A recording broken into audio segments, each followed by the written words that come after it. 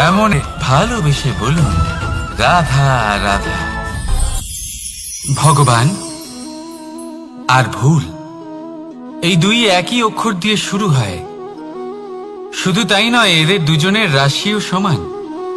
এবারে আপনারা বলবেন যে ভগবান, ভুল, এদের মধ্যে কিভাবে মিল থাকতে পারে? অনেক বড় মিল আছে। না শুধু এ এক অক্ষর দিয়ে শুরু হয়, বরং এদের বিজয় মন্ত্রটাও এক। ভগবানকে মানুন, তাকে বিশ্বাস করুন, তাকে স্বীকার করুন। এটা করলে মনের দৃষ্টি থেকে ভগবানকে দেখা যায়, আর উনি আপনাকে সমৃদ্ধ করে তোলেন এবং নিজের দোষ মনে রাখবেন। আজীবন সুখী থাকবেন। রাধা রাধা। আমরা সব সময় চাই যে এই সংসার আমাদের জ্ঞানী বলবে, বুদ্ধিমান বলবে, বুঝদার বলবে, কিন্তু মূর্খ মূর্খ যেন কেউ না বলে। মূর্খ শব্দটা আমরা কেউ শুনতে চাই না, দূরে পালাতে থাকি। কিন্তু একটা সত্যি সবার কাছে অজানা, যে মূর্খ হওয়া হলো বুদ্ধিমান হওয়ার দিকে সর্বপ্রথম পদক্ষেপ। আপনি যত খুশি দিগ্গজ জ্ঞানী মানুষদের সাথে আলাপ করুন, যত ইচ্ছে কথা বলুন, যতই জ্ঞানের কথা আলোচনা করুন, অভিজ্ঞতা নাত্মক থাকুন, এই সংসার আপনাকে অবশ্যই জ্ঞানী বলবে। রাধা রাধা। আপনি কি কখনো একজন মালিকে একটা বাগানের যত্ন নিতে দেখেছেন? যদি কখনো একটা গাছে উই ধরে যায়, মালি তখন শুধু সেই গাছের নয়, সমস্ত বাগানের চিকিৎসা করায়। আপনারা হয়তো বলবেন, এ কেমন মূর্খতা? যখন উই একটা গাছে লেগেছে, সমস্ত বাগানের চিকিৎসা কেন করাতে হবে? এ তো অযথা পরিশ্রম করা।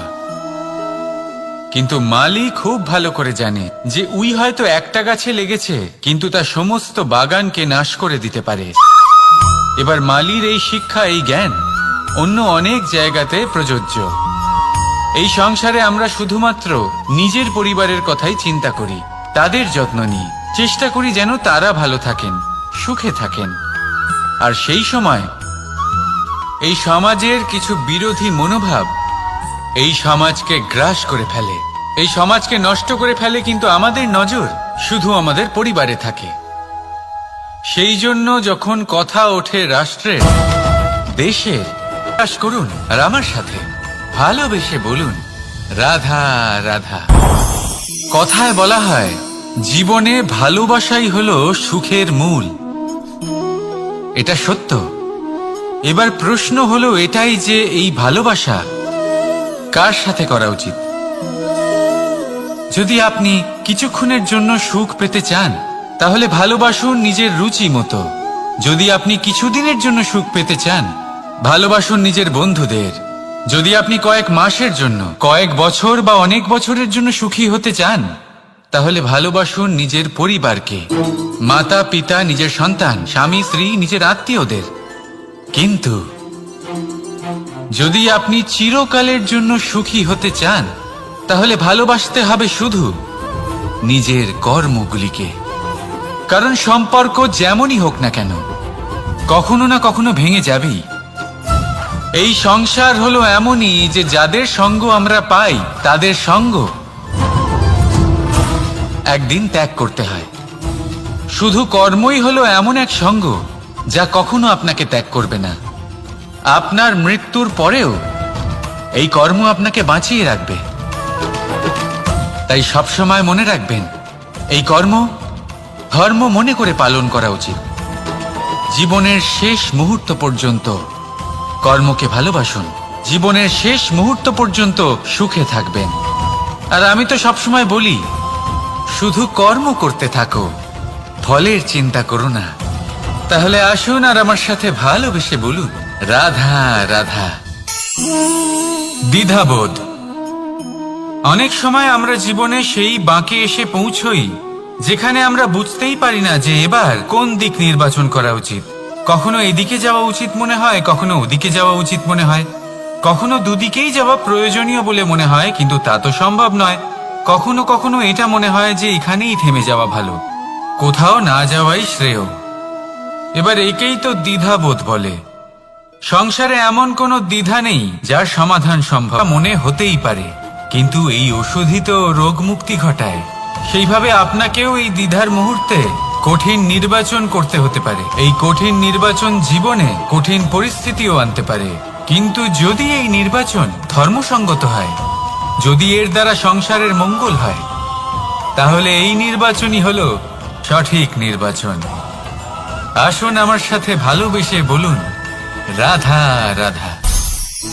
মানুষ নানান ধরনের বাসনা পোষণ করেন, তাদের নানান ইচ্ছে থাকে, অভিলাষা থাকে, নানান কামনা করতে থাকেন, স্বপ্ন দেখেন, প্রার্থনা করেন যেন তা সফল হয়, নিজের সম্পন্নতা কামনা করেন, আর শেষে নিরাশ হয়ে যান কারণ এসব কিছুই পান না। আপনাকে একটা ছোট্ট উদাহরণ দিই। জঙ্গলের রাজা কাকে বলা হয়? সিংহকে। এবার যেহেতু সিংহ বনের রাজা, তাই হরিণ তো তার কাছে এসে এটা বলতে পারে না যে আপনি হলেন বনের রাজা, তাই আপনি আমাকে মেরে ফেলুন, আমাকে খেয়ে ফেলুন আর নিজের ক্ষুধা নিবারণ করুন। এমন তো হয় না। সিংহ যতই বনের রাজা হোক, তাকেও পরিশ্রম অবশ্যই করতে হয়, তবেই তার ক্ষুধা নিবারণ হয়। সেইভাবেই আপনার সমস্ত স্বপ্ন, আপনার সমস্ত ইচ্ছে, আপনার সমস্ত অভিলাষা, সমস্ত আকাঙ্ক্ষা পূরণ হবেই, অবশ্যই হবে, পরিশ্রমের দ্বারা। শুধু ভাবলেই হবে না। তাহলে আপনিও জীবনে পরিশ্রম করুন, নিজের সমস্ত স্বপ্ন পূরণ করুন, আর আমার সাথে ভালোবেসে বলুন, রাধা রাধা। আপনি কি কখনো কোনো উঁচু পর্বতের শিখরে পৌঁছতে পেরেছেন? যদি পৌঁছে থাকেন বা যদি আপনি কোনো উঁচু পর্বতের শিখরে যান, তাহলে ভালো করে দেখবেন, আপনি যত উঁচুতে অগ্রসর হতে থাকবেন, আস্তে আস্তে সমস্ত বনস্পতি বিলুপ্ত হতে থাকে। তারপরে সমস্ত গাছপালা, পশু পাখি সব বিলুপ্ত হতে থাকে। শেষ পর্যন্ত সেই শিখরে থেকে যায় শুধুমাত্র শান্তি, নীরবতা। আমাদের মানুষের সাথেও এটাই হয়। মানুষ যখন আত্মবিকাশের পথে অগ্রসর হতে থাকে এবং নিজের জীবনের শিখরে পৌঁছতে চায়, তখন তার একা থাকা অত্যন্ত প্রয়োজনীয় হয়, আর তাকে তখন ত্যাগ করতে হয় নিজের সুখ স্বাচ্ছন্দ্য, নিজের সম্পত্তি, নিজের সমৃদ্ধি, নিজের সৌন্দর্য। দেখুন, জীবনের শিখরে পৌঁছনো একেবারেই সহজ কাজ নয়। ভালোবেসে বলুন, রাধা রাধা। মানুষ বলেন প্রেমে অনেক শক্তি আছে, আর এটা সত্যিও বটে। প্রেমে এতটাই শক্তি থাকে যে শত্রুতার বড় বড় স্তম্ভকেও এত সহজে ফেলে দিতে পারে। কিন্তু আপনি দেখে থাকবেন, যারা অধিক শক্তিশালী হন তারা দুই ধার সম্পন্ন তরোয়ালের মতো হন। কারণ এই প্রেম যদি আচরণে থাকে, মনে থাকে, বিচার বুদ্ধিতে থাকে, তাহলে তা শুভ হয়। এই প্রেম সৃজন করে।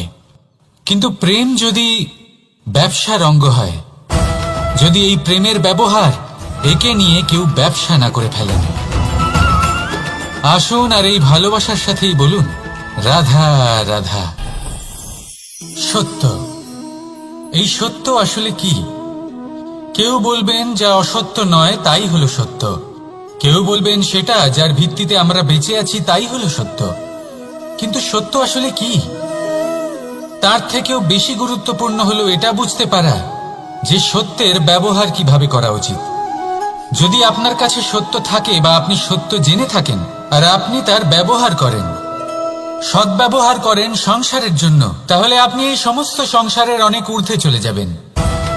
কিন্তু যদি আপনি সত্য জানে ধ্যানে থাকুন, তাহলে আসুন আর আমার সাথে ভালোবেসে বলুন, রাধা রাধা। পঞ্চমহাভূত, জীবন রচনায় এর অবদান অনস্বীকার্য। এই পঞ্চমহাভূত আসলে কি?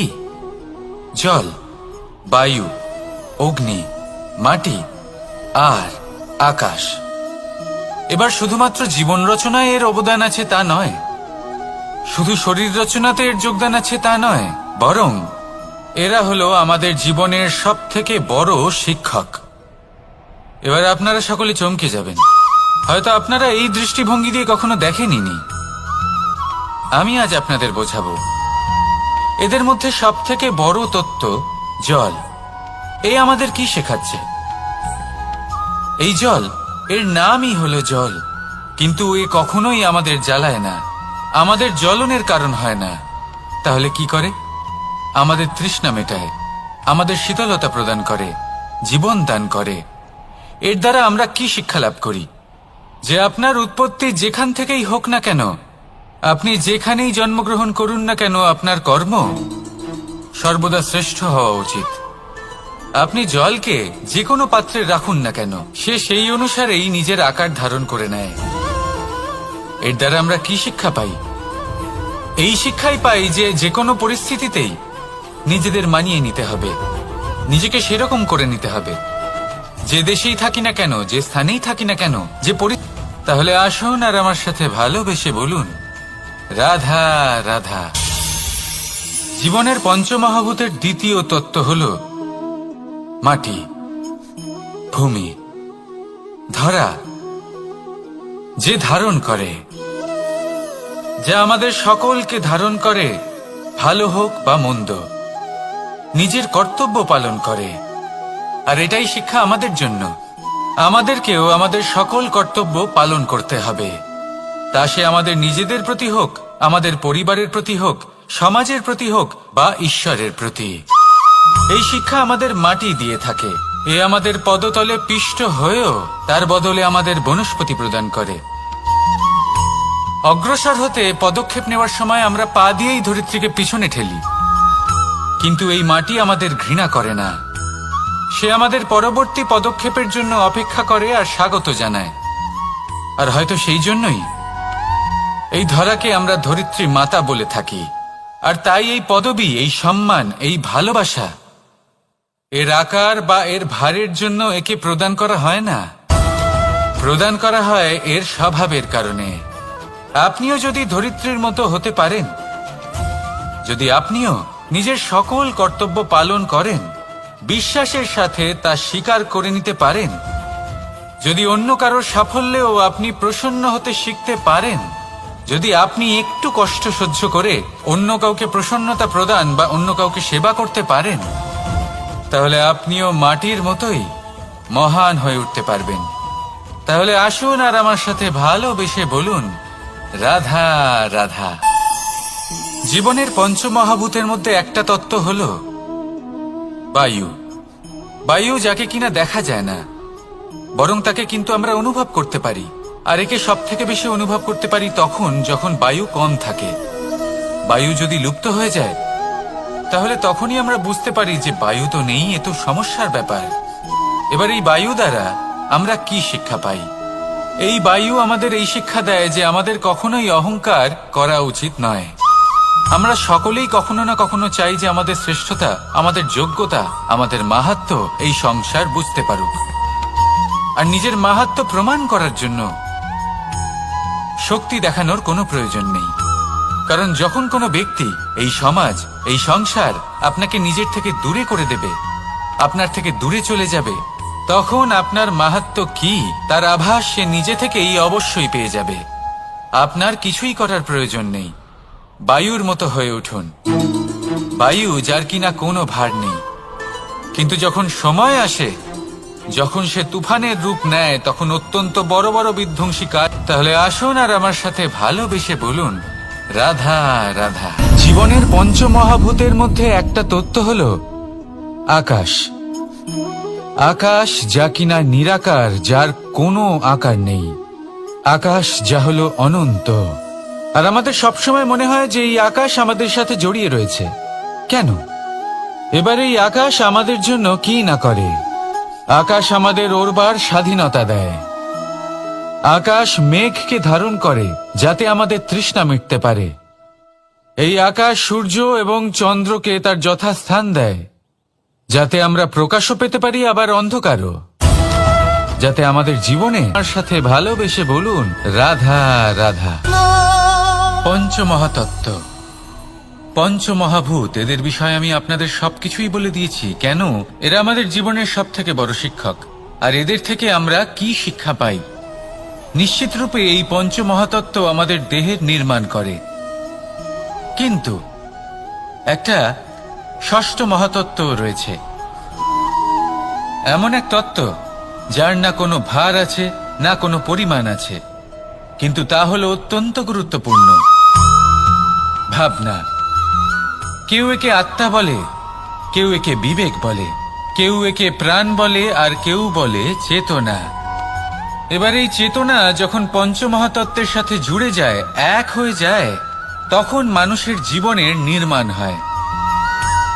এবার আপনার দেহের নির্মাণ জন্ম থেকেই পঞ্চমহাতত্ত্ব করে দেয়, কিন্তু এই ভাবনা, এই চেতনা, একে আপনি নিজেই এগিয়ে নিয়ে যেতে পারেন। একে দিশা দেখাতে হবে, এর বিকাশ আপনাকেই করতে হবে। কিভাবে, তা আপনার উপর নির্ভর করছে। আপনি এর সদ্ব্যবহারও করতে পারেন, দুর্ব্যবহারও করতে পারেন। এমন এক দিশা দিতে পারেন, এমন সদ্ব্যবহার করতে পারেন যে আপনি নিজেই কোনোদিন ভগবত গীতার জ্ঞান দিলেন। এমন দুর্ব্যবহার করতে পারেন, এমন বেশি বলুন রাধা রাধা। জীবনের পঞ্চমহাতত্ত্বের মধ্যে পঞ্চম তত্ত্ব অগ্নি। অগ্নি যা জ্বালাতে সাহায্য করে, কিন্তু তা উত্তাপও প্রদান করে। নিশ্চিত রূপে অগ্নি আমাদের জ্বালিয়ে দিতে পারে, কিন্তু আপনি কি কখনো এটা ভেবে দেখেছেন যে আগুন, তাকে নিজেকে কতটা জ্বলতে হয়, তাকে নিজেকে কতটা তাপ সহ্য করতে হয়? ও নিজে জ্বলে আমাদের উত্তাপ প্রদান করার জন্য, ও নিজে জ্বলে আমাদের ঊর্জা দেবার জন্য, আমাদের আলো দেবার জন্য, অন্ধকারে পথ দেখানোর জন্য, শত্রুর সাথে মোকাবিলা করার জন্য আমাদের সাহায্য করে, নিজে জ্বলে। যখন আমরা কোনো দেবতার জন্য যজ্ঞ করি, তখন দেবতার ভোজন গ্রহণ করার নিমিত্ত হয় এই অগ্নি। কত কিছু ওকে সহ্য করতে হয় আমাদের এত কিছু দেবার জন্য। আপনিও আগুনের মতো হয়ে উঠুন, নিজে কষ্ট সহ্য করুন অন্যকে সাহায্য করার জন্য, তাদের জীবন। সেই দিন জীবনের বাস্তব মর্ম কি আপনি তা বুঝতে পারবেন। তাহলে আসুন আর আমার সাথে ভালোবেসে বলুন রাধা রাধা।